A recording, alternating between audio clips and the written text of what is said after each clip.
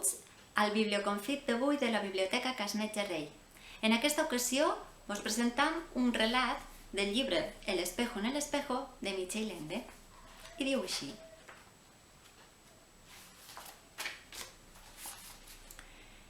El puente que estamos construyendo desde hace muchos siglos nunca estará terminado.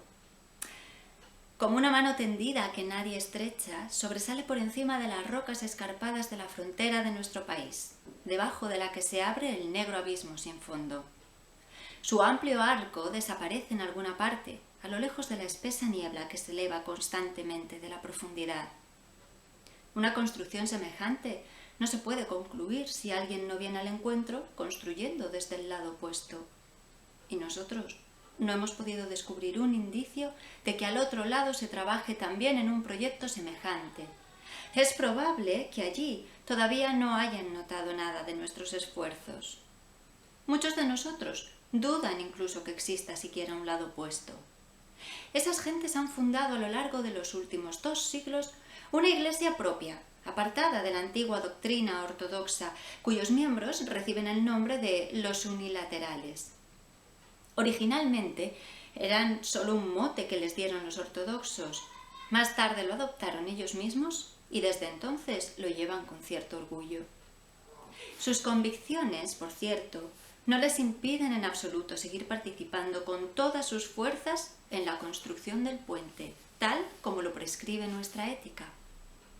Por eso tampoco se les persigue ya hoy, como sucedía a veces en otros tiempos, sino que se considera que tienen los mismos derechos, o casi.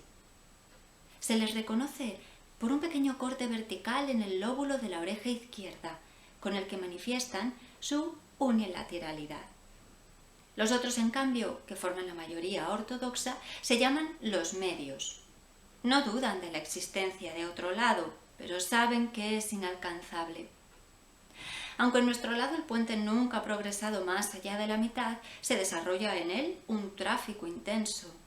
A todas horas del día y de la noche pueden verse allí carros, jinetes, caminantes, sillas de mano y porteadores, marchando en ambas direcciones.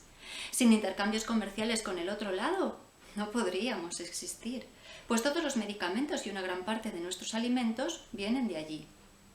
Nosotros le suministramos a cambio vasijas de barro de todo tipo, ladrillos, utensilios de metal y cera mineral que extraemos de nuestras minas. A veces resulta difícil explicar a los extranjeros que aceptamos sin dificultades este hecho que a ellos les parece una contradicción evidente y que vivimos con él.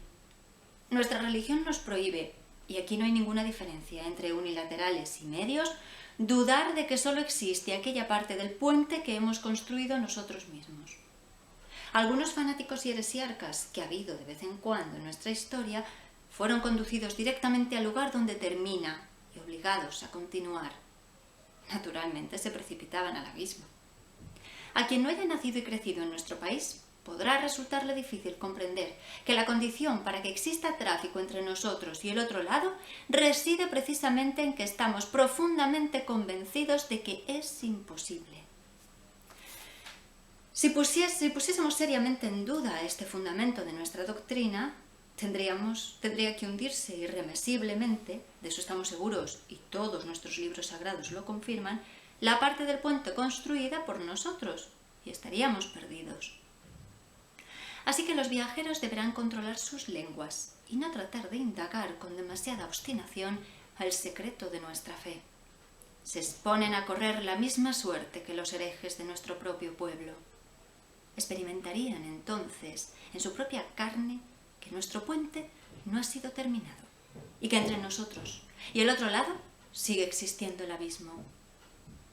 En las bodas, por cierto, nada escasas, entre una hija o un hijo de nuestro país y una hija o un hijo del otro lado, estos últimos declaran solemnemente que no existen. La diferencia entre nuestras confesiones consiste únicamente en que la fórmula de los unilaterales dice: no he venido de ninguna parte, pues el lugar de mi origen no existe, por eso no soy nadie, y así te tomo por marido o por mujer.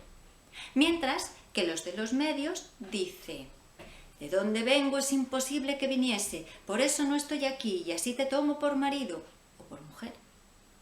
Con esta ceremonia se adquiere en nuestro país el pleno derecho de ciudadanía y a partir de entonces se es una persona real, con todos los derechos y deberes conyugales. El espejo en el espejo, de Michel Ende.